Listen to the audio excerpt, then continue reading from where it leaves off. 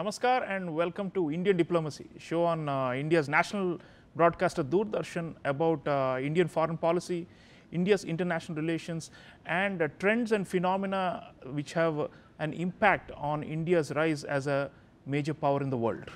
Viewers, in this episode we are looking critically at a big problem that is not just limited to India but to the developing world as a whole, biased and prejudiced portrayals of the global south in the Western media. Why has India been targeted persistently with negative and hostile coverage in the Western media? Why are Western media so hell-bent on trying to prevent and block India's rise as a major power? And what are the ideologies and structures that underlie this disinformation campaign? What can be done to fight back, and how can we establish a different information order in the world? These are the themes that we are going to be discussing, and to take up this theme, I have a very special and knowledgeable guest, a well-known author and journalist, Umesh Upadhyay ji, who is joining me in the studio. Umesh ji, welcome. Namaste, namaskar, namaskar to everyone. Umesh ji is the author of this very well-regarded new book called Western Media Narratives on India from Gandhi to Modi, from Rupa Publications. It's out there, viewers, for all of you to take a look. But we are going to be covering the key points raised in this book with Umesh ji. Umesh ji, it's a very hard-hitting book that you have written, and you have raised many salient points about this problem that we are discussing, which is the inherent, inbuilt ideological and structural bias and hostility of the Western media towards India and other developing countries. And I'd like you to start by talking about the big point you have made, which is about the close association of the origin and the rise of the Western news media, print and electronic, and how these are connected to empire and to structures of domination in the world.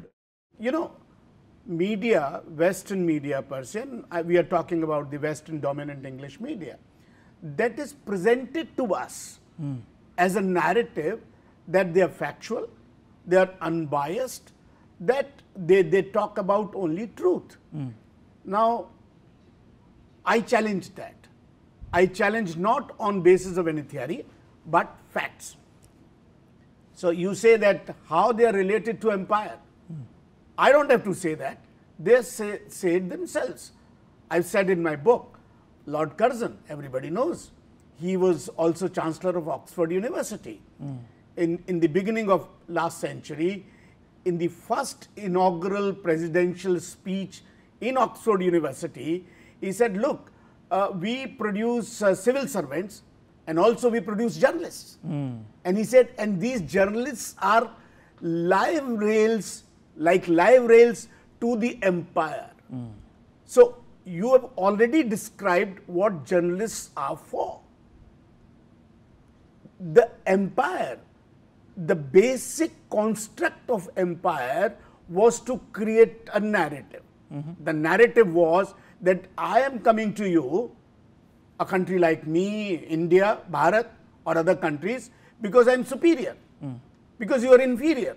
Now, who built that narrative? The white man's burden and civilization. White man's burden. So, basically media was a tool, media was developed as a tool to take this narrative forward, that they are racially superior, culturally better, which is not factual, Yeah. And if you see the Western media's coverage, right from beginning till today, it's like this. Yeah. They will call Gandhi a fakir, half-naked fakir. That's Churchillian view of Gandhi. Yeah. But if you see the media there, it's always there. And then I come to, so empire, you know, after Second World War, it was no more possible to keep empire intact physically. So, they started an exercise of mental subjugation. Even today, the colonization of minds is still an enterprise which is taken forward by the Western media. And who is behind it? The new empires of today. And Umesh, that's a close link you have made, and it will be of great interest to our viewers. On one hand, they say we come from democratic societies, and so we are not state run and we are independent and free and not agents of state. But on the other hand, you have shown consistently throughout the book how they reflect the values of their respective regimes or state establishments, and how they push the lines of their foreign policy.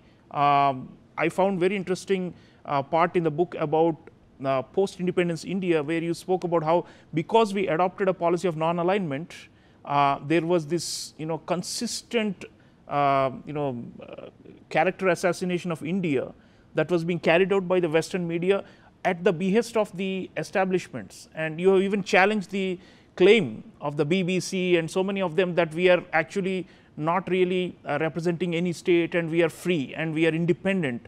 So this linkage between the states, their agendas and their foreign policies and the coverage, you have shown with so many examples, not only the British but also the American and many other Western media, Europeans. 2 points that you're raising. One, that they are not funded by State. Yeah, I'll come back to that. And the other point you are saying that they are independent because they are not funded by the states. They are independent. That's the claim, yeah. That's a claim. That's a claim, but that's not true.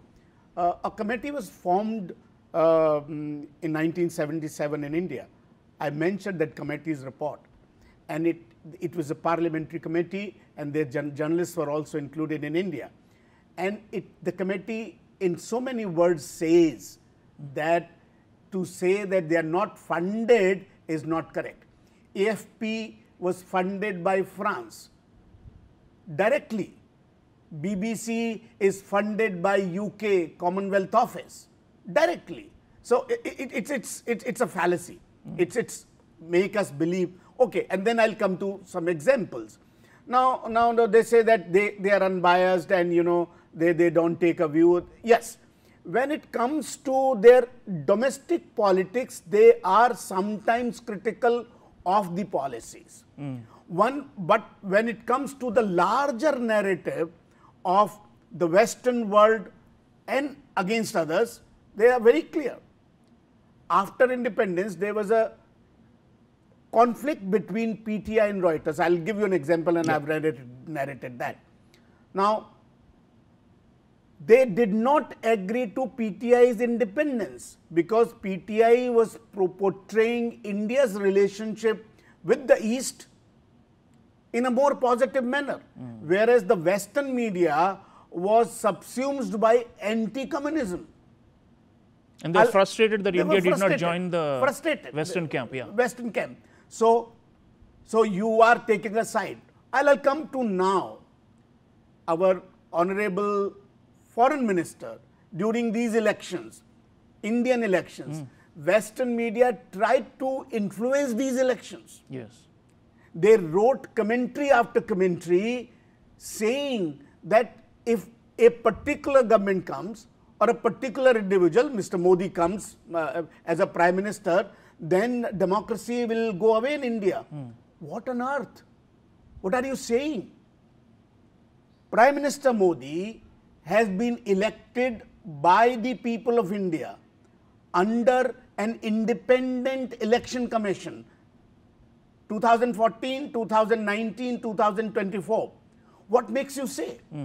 So Jaishankar ji says that they think they are a player in the elections. They want to influence the elections. They have not got away with their Raj mindset. They think they are still ruling us, ruling our minds. And then I'll say you, if you raised another point that they are democratic, but I would paraphrase this quite a lot. If they were democratic and they were really worried about democracy in the world, and they were thinking when democracy should come up, why did they help Pakistan throughout, which has never been a democracy? Because it allied with the US. So, you are very clear about it. And every time they would condemn us, criticize us, our elections, our system, anything to do with India. Whenever we do something right, okay, 1.4 billion people respect the mandate given by them. Who are you to dictate and tell me if a person is elected, it's autocratic? Oh, it's a threat to democracy. Threat to democracy. Yeah. India is a civilizational democracy. Our democracy, yes, constitution gives us right, but we are a civilizational democracy. We are civilizationally plural nation. We respect each and every shred of opinion. In Hindi, we say we are Bahultabadi. Fundamentally, we are that. Yes. So, if you were supporting us, you were supporting democracies, you should have been there from 1947 till no. Always, right from Chandrayaan launch to Mangalyaan launch, right from question of eradication of poverty in India, right from ISRO's rockets. Every time you take a view, I'll just give you an example of BBC because you talked about funding. Yeah. Now, when Chandrayaan was launched, there was a discussion in BBC where he said, oh, look, you have launched, ISRO has launched Chandrayaan, but you have still 60 crore people without toilets, and you have, people still hungry. Why should a country hungry and have no access to toilet should launch rockets? Let me ask this question to BBC very directly.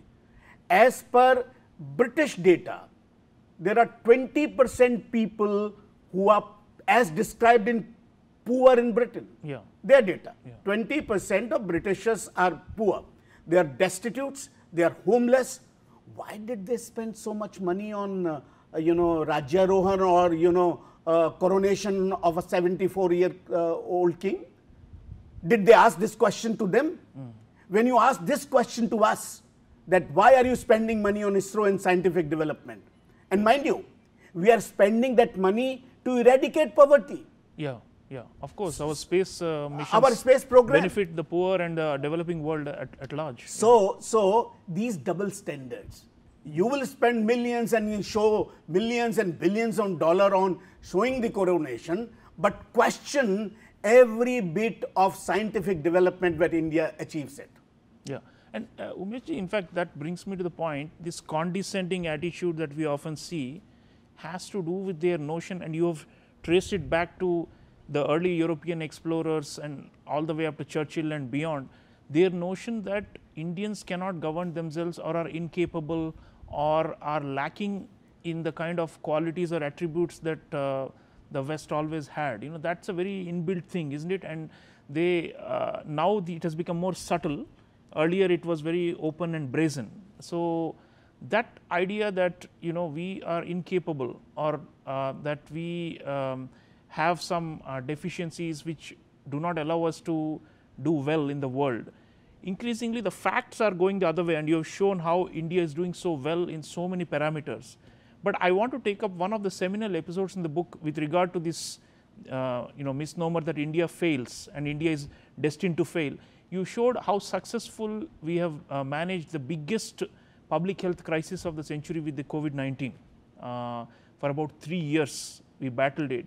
And you have shown, you have really dissected how they made up their mind ahead of time that India will fail, and how they projected that we will have tens of millions of casualties. And you've shown how none of this came to pass, but they kept on pushing this argument until the facts came out that actually India is one of the most successful cases given the density of our population and all that. We actually came out of COVID-19. The World Health Organization itself said that India's model of fighting COVID was one of the best in the world. But still the Guardian, the New York Times, the Washington Post, BBC, CNN, they kept going and to show India in a poor light. So this kind of lack of objectivity has really exposed them, and you have done that in the book. And yet they claim that India is something to hide, or India is incapable. So let's talk a little bit about this attitude of theirs, which is their superiority complex. You said that the empire has ended, but they have been pushing the same superiority complex on us. And now, even though the facts are there, they're unwilling, and you've challenged their professionalism as journalists. So let's talk a little bit about the professionalism of the Western media houses in the context of the COVID crisis and how they covered it. And if you see the COVID history, basically the first case in India was on 30th January 2020. The cases started happening at a much faster speed in March, April, May. In fact, if you see the end of March, the cases were in numbers, 100, 200, 300, 400.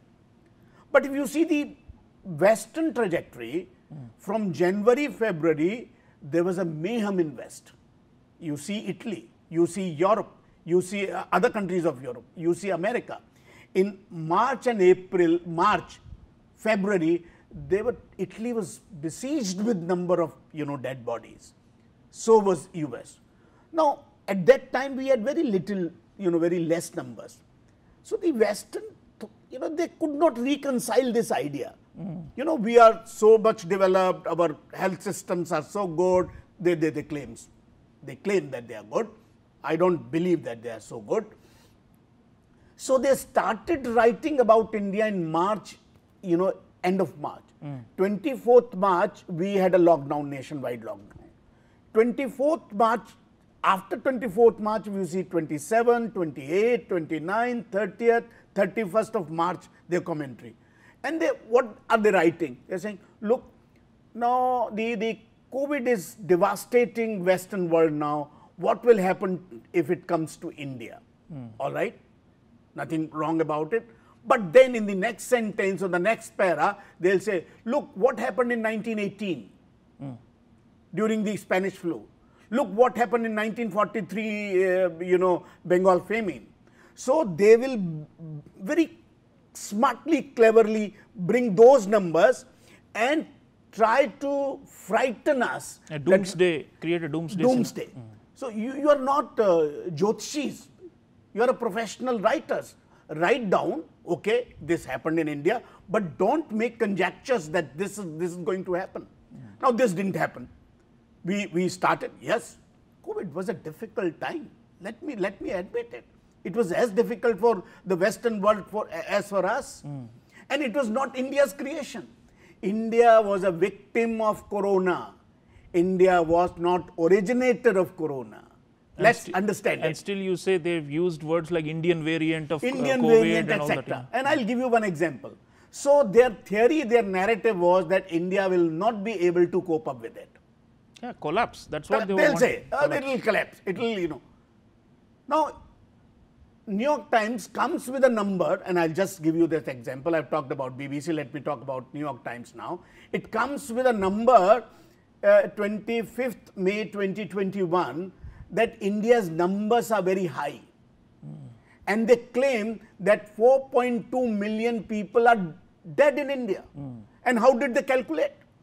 See the calculation. They said, look, there are 70 crore people infected with Corona in India. 70 crore, mind you.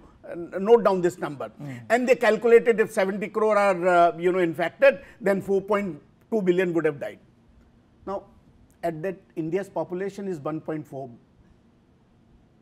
140 crore, 140. which means every second Indian is down.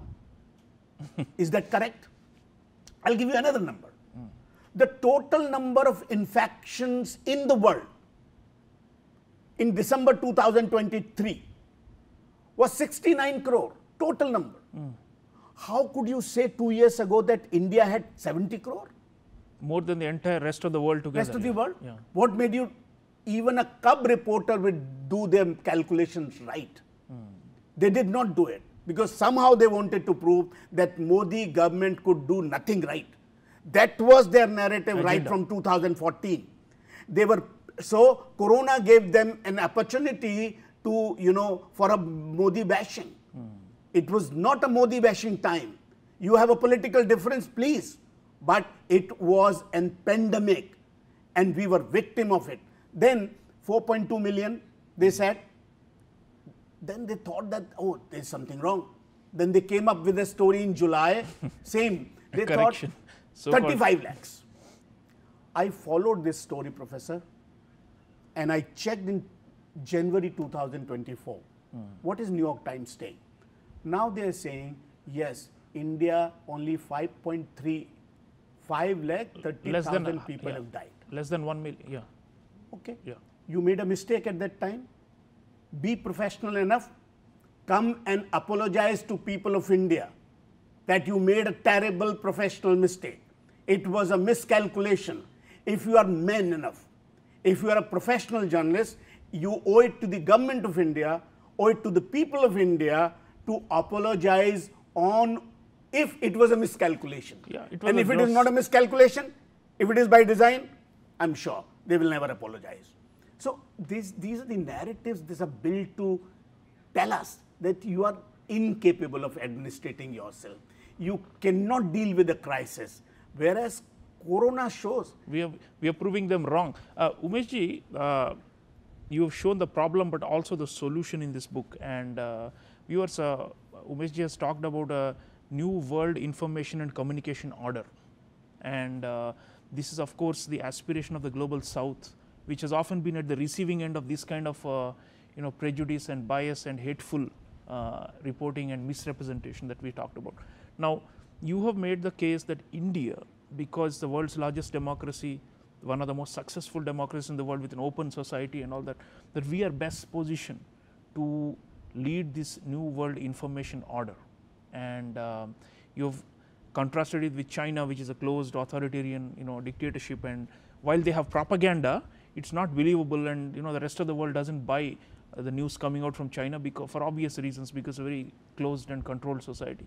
But India can do it, you are saying, and you've made the case that it will take a long time, but we have to work towards it. It's not just the work of government or like Doordarshan, for example. We are also trying at our, in our own small way, but you're saying it requires a whole of society approach and many other players. Our private media also, it's mostly nationalistic, and unfortunately some of them have played into the hands of the Western media, but you have said that we have to break out of the mental slavery and the stranglehold of believing the Western media to be the superior or of the higher quality news, right?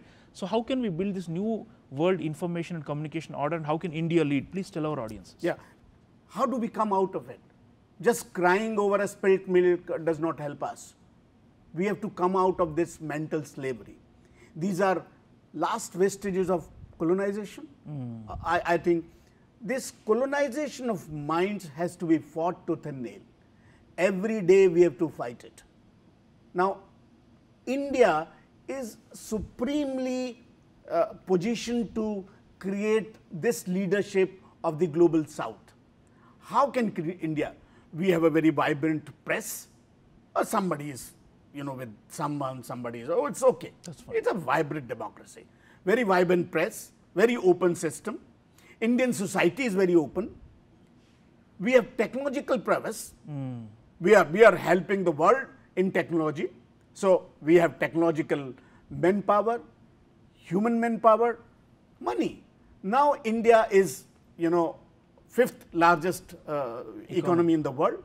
We are thinking of, going third largest. It is incumbent upon us to provide leadership to the global south in terms of narrative building. Because we could, as we were talking about Corona, we could cope up with their, games and designs. But think of the smaller nations in Africa, the smaller nations in Asia and Latin America. Yeah. Latin America. They have no wherewithal to do it. Then we have a very open architecture in the society in terms of narrative building. I think new world information where we are seen from our lenses. And I'll just give you an example when I say we are seen from our lenses. If I ask anyone in this studio, how many cities are in, you name 5 cities in Sri Lanka? I think after Colombo, we don't know. If I ask how many cities are in Malaysia, after Kuala Lumpur, I don't know. How many cities are in Burma or Myanmar? After Rangoon, very difficult. These are all our neighbors. But if I ask how many, name 10 cities in US, everybody will name. 5 cities in UK, everybody will name. So I don't know my neighbors because I'm looking at my neighbors from your blinkered eyes. Via the Western lenses. Lenses, via the blind. So we need our own lenses. Our own knowledge production. And, knowledge production. So Global South, India is poised as a leader to provide this new world information order. And I wanted to say, it is not government's job. It is civil societies, India's entrepreneurs, India's technological prowess, India's technological giants, they have to come together. Absolutely. They have to come together and provide this leadership. Government's job is not to provide a narrative. Government job is to run the country. Yeah, government can support it from back. Yes, we are there. But I think India is capable. India, it is incumbent upon India to provide new world information order. So this colonization ends. Well, viewers, what a fascinating conversation I've just had with Umesh Upadhyay ji. I hope you got the gist of it, which is that there is a struggle for the narrative, not just about what's happening in India, but across the developing world. And we have not had the resources and the manpower to be able to put up the alternative narrative that goes out there and influences opinions all over the world. But this is the time. India is rising. India has got the capabilities today compared to post-independence era. We are far ahead, and we are making progress on so many fronts, and we've got the means to be able to do this. And so it's actually a call. What Umesh Upadhyay is doing is to call upon well-meaning Indians as well as people from across the world, including people of the Western world also, who have often been misled about India through these biased media sources, that we should all come together to build a fairer world. Remember, viewers, Dr. Jaishankar, our External Affairs Minister, says we are not anti-Western, but we are non-West. So we don't aim to increase hostility with Western powers. What we are looking at here is to try and build a better understanding of rising powers like India. So do read this book by Umesh Upadhyay ji and think deep about the critical points. I hope that Umesh ji, you will have a sequel to this, because this problem is not going to go away, and there will be going to be many more examples, because they are very thick-skinned and they will dismiss whatever we are saying. But we are not aiming to convert them. We are aiming to convert the general public, who must, like you said, shed the the vestiges of colonialism, and do not take a New York Times or a BBC or a CNN or a foreign policy or a foreign affairs as the mecca or as the acme of the last word on any issue. So I hope that we valorize our own content, our own experts, our own intellectuals, our own journalists, and hopefully this new world or information order will be built by first giving up the trappings of the past, and that's how we write a glorious future. So thank you so much for joining me on Indian Diplomacy. Really appreciate your time. Thank you very much for inviting me. So viewers, do think about Western media bias. It's not something that we have concocted. It's Umesh Upadhyay's book gives dozens of examples from the last 500 years or longer, when Western media and Western knowledge production has been aimed at belittling and crushing the aspirations and the rights of people of the Global South. We continue to be the voice of the Global South, and so India hopefully will take the lead on this matter, and we will see a different global media landscape in the coming decades, where finally we have broken through the dead weight of millennia of colonization, slavery and domination by one power center or one part of the world. So keep watching Indian Diplomacy. I'll see you again next time. Until then, take care.